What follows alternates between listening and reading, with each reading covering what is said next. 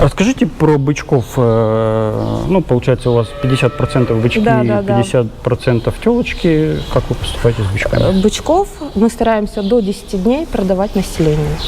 На бычков очень большой спрос. К нам приезжает из Алматы, закупает бычков большими партиями. Поэтому мы не содержим. У нас нет откормочной площадки, поэтому от бычков... Приезжают представители откормплощадок, да? Да, и откормплощадок, и частники. Ну, много. Выбирают сементалов, потому что они хорошо набирают Да, вес, хорошо видимо, да? набирают вес. Не да. измеряли вы или вам, может, рассказывали, сколько при весу у сементала? Ну, если брать именно на бычков, да, вас Да. интересует? Ну, там, 1,5 килограмма Да, можно? 1,5 килограмма можно набрать. Если мы на телочках набираем по килограмму, килограмм 100.